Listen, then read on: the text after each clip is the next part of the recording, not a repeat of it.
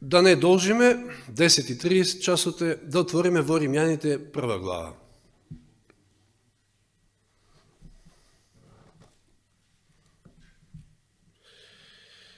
И ќе читаме од 18 стих.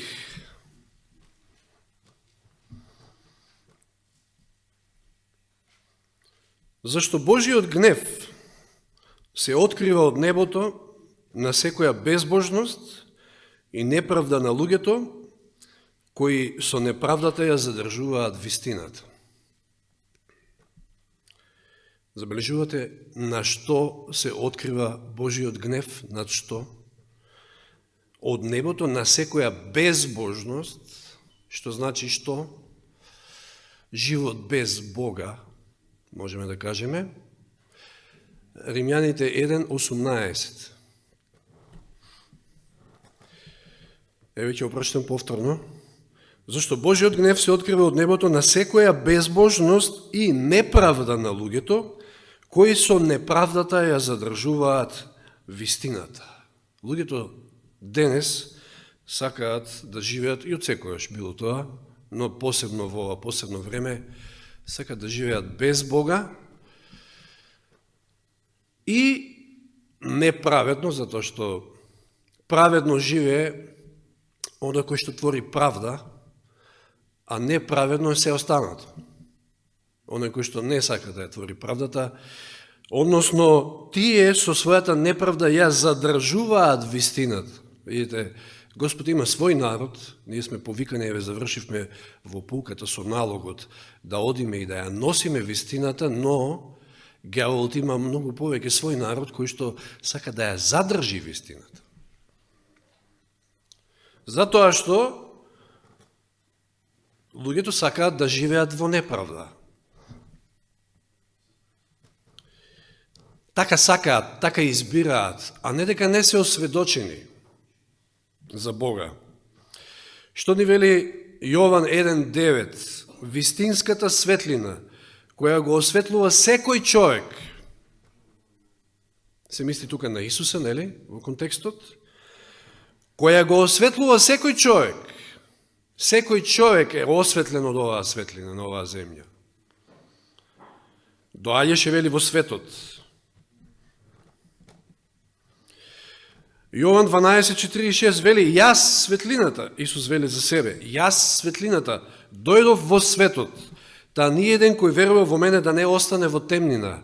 Бог сака сите да чекориме во светлината, во Исуса Христа.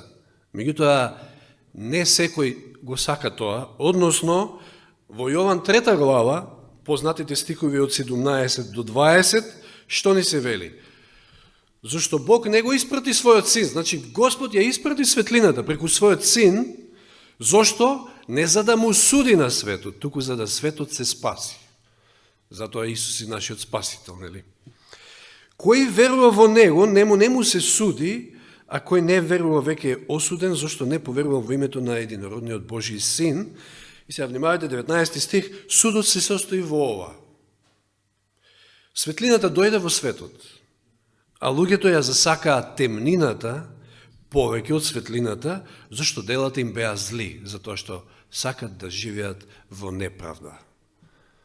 Затоа што луѓето така сакаат, така избираат, и тие ја мразат вистината или светлината, кој што се вели овде. Зашто секој кој прави зло, 20 стих, ја мрази светлината и не оди кон светлината, за да не бидат открини неговите дела. Се вратиме во Римјаните 1 глава, следниот стих 19. Кој што исто кажува дека луѓето се осведочени, луѓето имаат сведоштво и немаат изговор дека има Бог. Не е тука тоа проблемот. Проблемот е повторно морален, дали сакаш или не икеш. На крајот и спасението се сведува на тоа, дали некој сака или не сака да се спаси. Што ни вели 19 стих? Зашто ним им е познато она што може да се знае за Бога. Бог им го јави тоа. На луѓето им е доволно познато за Бога. И самиот Бог им го јавува тоа, им го јави, па и неговите невидливи својства, неговата вечна сила и божеството може да се согледаат од создавањето на светот дури. Од првиот ден од создавањето на светот, наблюдувани преку творбите, преку неговите творби, преку созданијата, и тие така немаат изговор. Да се посетиме на Псалм 19, еве кога сме кај созданијата Божи, што вели? Небесата ја раскажуваат Божјата слава. Небесниот свод го навестува делото на неговите раци. Денот на ден му го објавува тоа, а ноќта на ноќ и соопштува.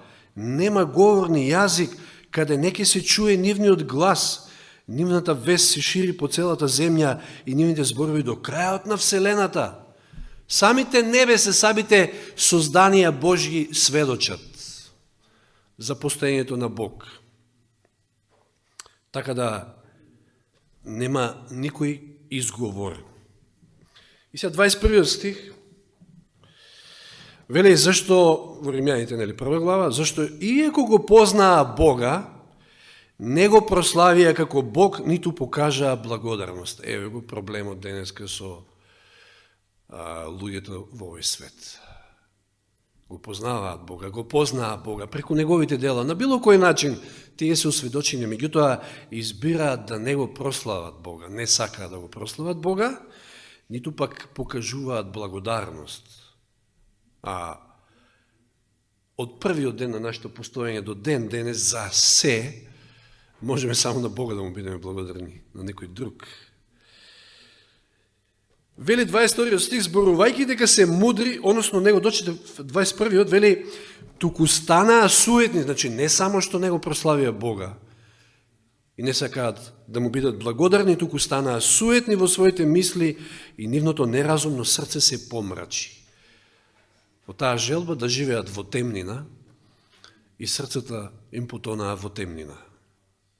Зборувајќи дека се мудри, најде денеска луѓето се прават мудри, но станаа безумни затоа што се одвои од Бога и не сакаат да го прослават Бога. И 23 стих е клучниот за нашата тема денес. И ја заменија. Ја заменија славата на нераспадливиот Бог. Со што? Синоќ ќе зборувавме, ни презентира Љубица Ивана какво идолопоклонство имало во Шпанија. Ништо не е подобро ни тука. Веројатно таму е полоша, ама според она што го слушав. Ја заменија славата на нераспадливиот Бог, на единствениот жив Бог, нашиот Творец, со слика, слична на распадлив човек. На птици, уште победно, уште побезумно. На четворонозни животни, па и на лазачи дори. Колку бедно. Колку безумно.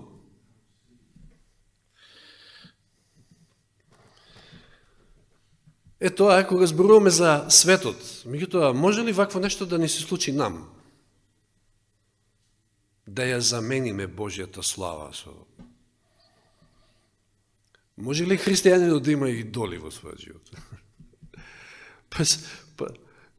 Па Израел, кој бил најголемиот проблем зашто Израел си пател како што си пател? Еве, избраниот Божи народ, кој што бил. Стар Завет гледаме. Кој бил најголемиот проблем? Па постојано запаѓале во идолопоклонство. Па тие измислија теле, излегувајќи од Египет, се навикнаа тамо на телињата, си измислија, си направија теле златно, подосна Јеровоам направи две дури, едно беше малку, на две места во Дан и Ветел. Што вели Еремија? Еремија, отворете 2 глава, Еремија 2 глава,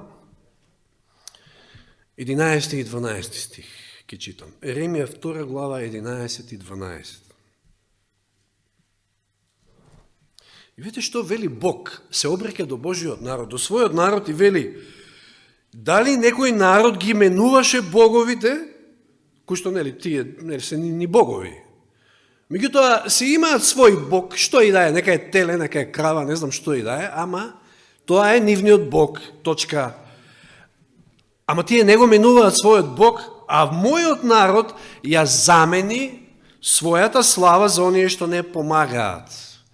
Овде која мисли својата слава, славата на Израел беше слава овде и со голема буква во Константинов, се мисли на Божјата слава, повторно. Ја заменија Божјата слава со оние кои што не помагаат. Со кои се тие? Оние кои што очи имаат, а не гледаат, оние кои што уста имаат, а не зборуваат, нози имаат, а не одат. Ми не може да помогнат, тоа се идолите. И дури 12 стих додава, вели, запрепастете се над тоа небеса, смутете се и зачудете се, говори Господ. Запрепастувачки е. Народот кој што го познава Бога, народот кој што чекори со Бога, да се одврати од Бога, да ја замени неговата слава со идоли. Какво безумие, може да кажеме. Ништо друго, ништо повеќе, мислам, тоа е, може би, најубавиот збор. Сега, веќе сме неколку саботи во серија навлеговме за едно семејство кое што е дисфункционално, семејството на патриархот Исак, и минатата сабота проповедта ми гласише наслов срамна размена. Се мисли на размената на Исав. Исав си го продаде првородството, зашто? За една чинија леќа. Црвено варило, вели тамо, Исав многу сакал црвени варила, и самиот црвен, вели Едом. Црвената боја му била изгледа знак. И за една чинија леќа си го продаде првородството. Односно, неговиот проблем, апетитот, кој што не е само негов проблем. Гладен сум, ке умрам. Дај ми од тоа јадење да јадам. Каква срамна размена првородството? Што значеше првородството во она време? Наследство прво на татковиот авторитет во фамилијата. Потоа што? Наследство на двоен дел. Значи, тој што го добива првородството, добива два дела од имотот. Во овој случај, имотот на Исак. А што кажавме? Целиот имот што го имал Аврам му го дал на Исак. Но останатите им дал само подароци. Може да замислите колкав имот е во прашање. Меѓутоа, тој е материјалниот дел. Привилегијата се биде свештеник во семејството. Потоа за Аврамовите наследници првородството исто така вклучувало и наследување на ветувањето за земскиот Ханан и останатите заветни благослови. И многу значајно исто честа да се биде поредок на ветеното семе, на Месијата кој што ќе дојде. И сето ова за Исав не значило ама баш ништо.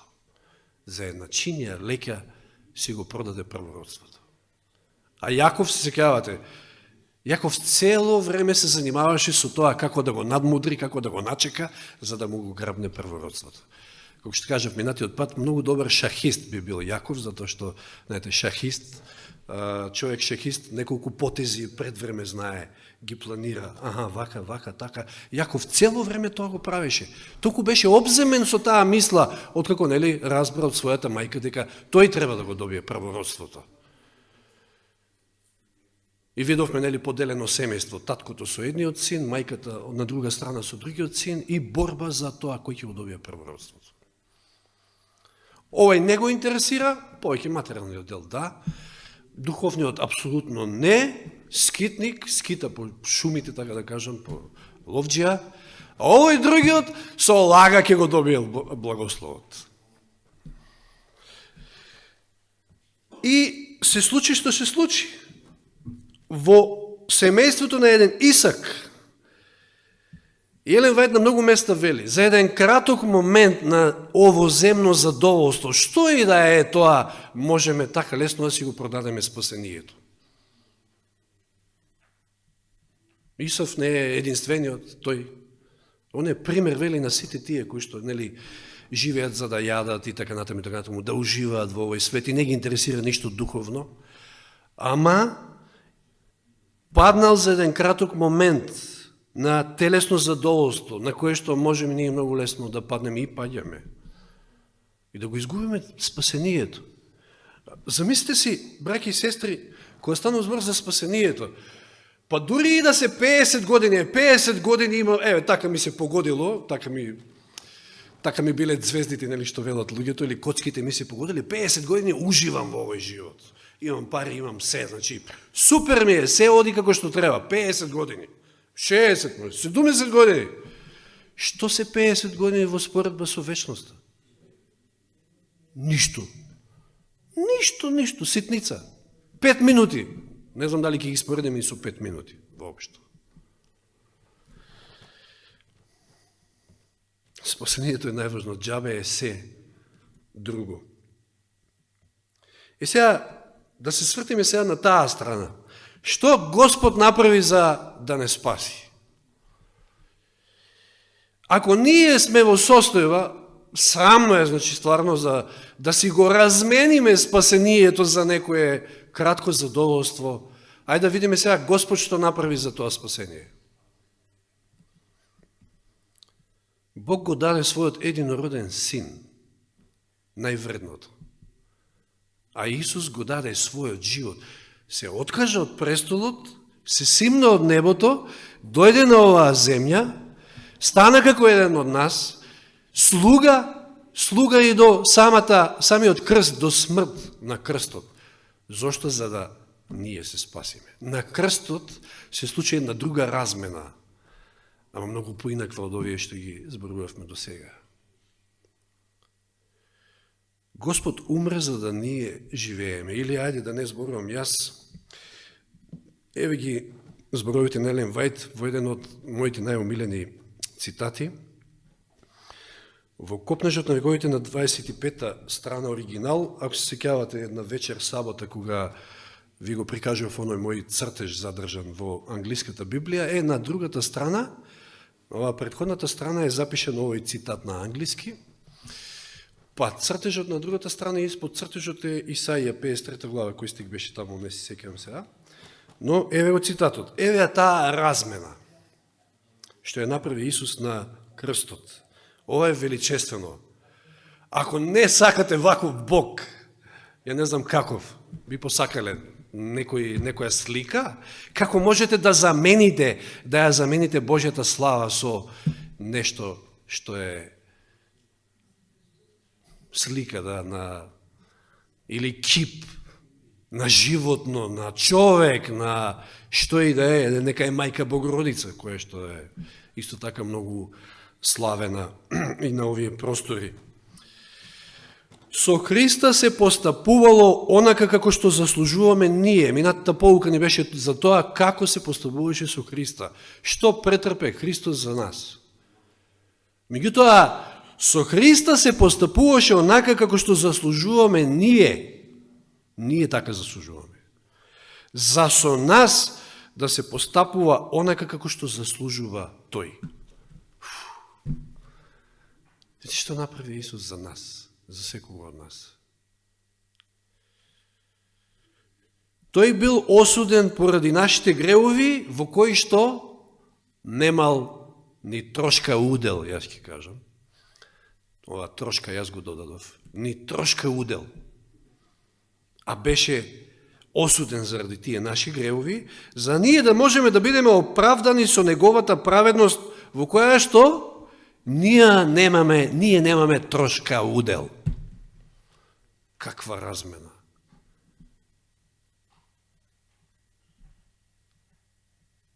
Претрпел смрт што била наша, за ние да примеме живот што бил негов. Тоа е нашиот неверојатен Бог. И ова да го замените со било што од овој свет, нешто земско, како Исав.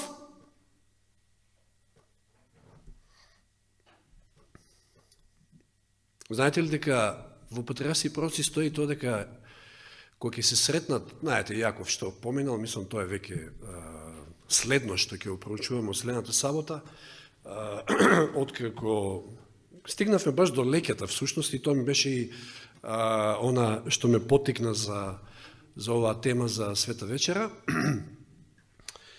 Откако Јаков ќе го доживее она што го доживеал, она искористување максимално од вујко му, Лаван и се враќа назад, знаете, и се среќаваат со Исав, знаете дека мирно сето тоа ќе помине, меѓутоа станува збор за на смртната постела на Исак кога доаѓаат тука се среќаваат на својот татко. Јаков се откажал од целиот материјален благослов што го носи првородството и му го дава на Исав. Не му треба, тој секако не бил заинтересиран од старт за тоа. На него му биле потребни духовните благослови.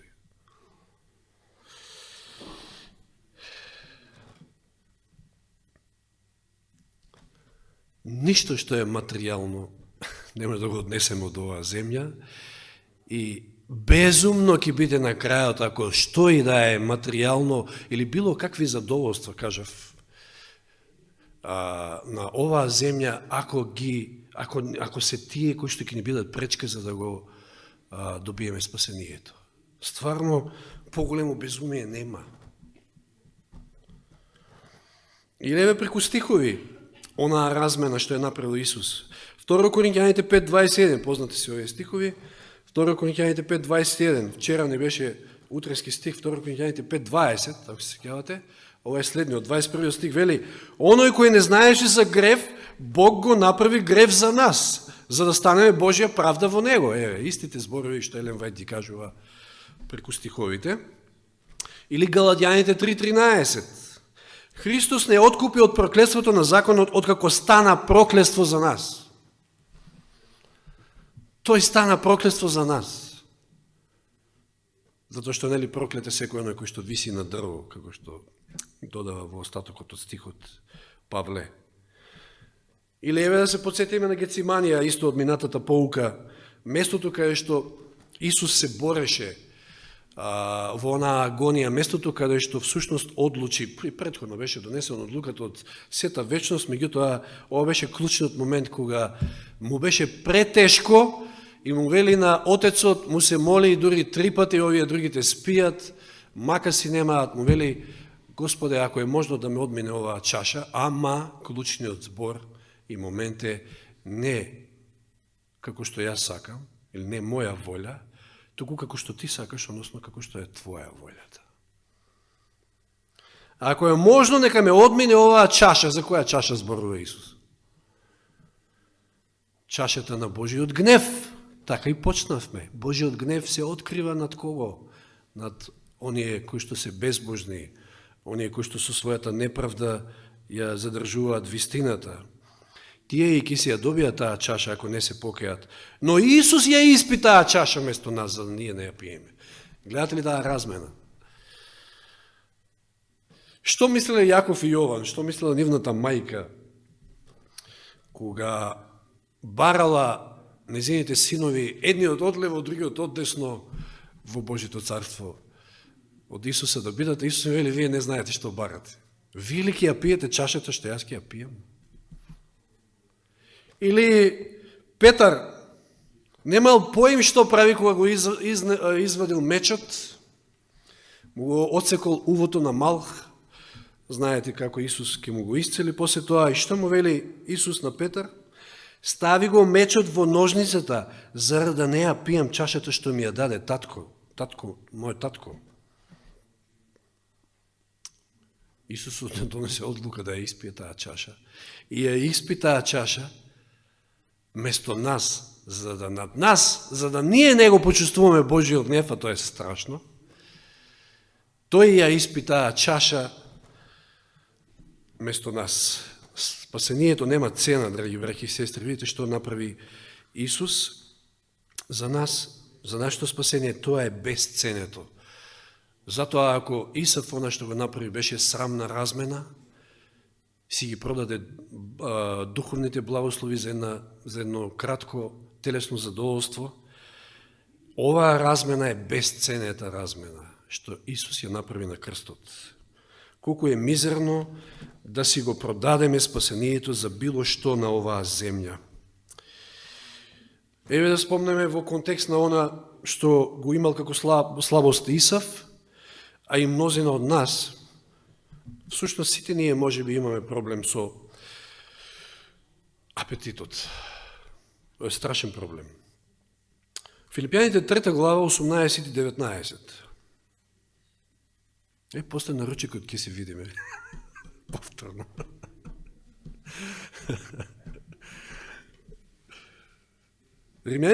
Што реков? Филипјаните 3 глава 18 и 19. Вели, зашто мнозина за кои ви зборував многу пати, а сега зборувам и со солзи, одат како непријатели на крстот Христов.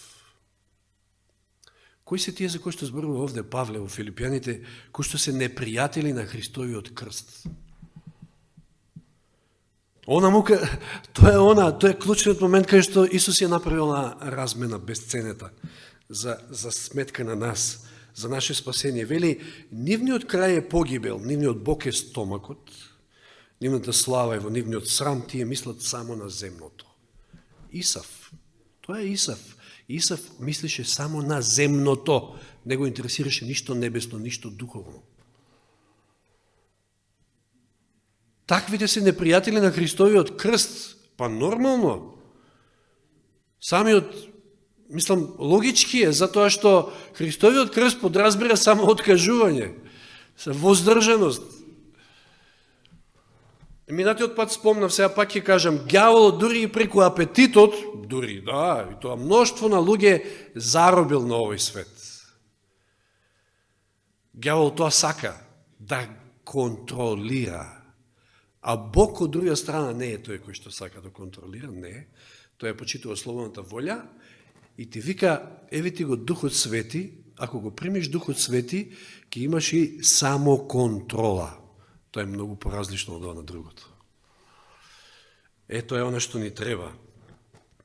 Силата на Духот Свети.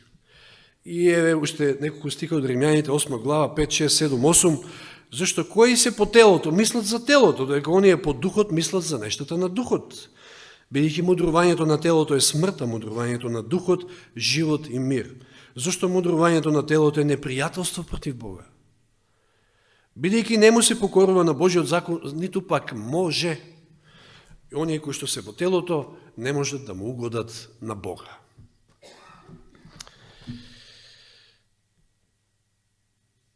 Да, ама луѓето денеска, знаете што велат, кој им кажете, за 5 минути, некој кратко задоволство, што и да е да си го избавиш спасението. Велат, да, ама кратко, ама сладко. Така ви кажа. И ние знаеме да кажеме некој убав десерт после ручек. Десертот е обично краток, нели трае минута до 2. За кого како? Некој може и онака на екс, да кажем, да го лапне веднаш. Кратко, ама сладко, ама да знаете дека тоа се зборува и на ѓаволот. Кратко, ама сладко, па гревот е сладок, да. Но, на крајот горчлив. На крајот, сите тие ќе морат да ја испијат, кои што не ја прифатели таа размена, ќе морат да ја испијат таа горка чаша на Божиот гнев. Ние не мораме. На нас денеска Господ ни нуди сладка чаша со гроздов сок и бесквасно лепче, ама пред да ја примиме сладката чаша и бесквасното лепче, легенот. Легенот во долната просторија, најпрво сестрите ќе појдат на чинот на понизност, а потоа и ние браќата и ќе продолжиме подоцна со службата. Нека му е слава на Бога за оваа величествена, оваа безценета размена која што Исус ја направи на крстот, за да ние можеме да живееме и да имаме живот вечен. Амин.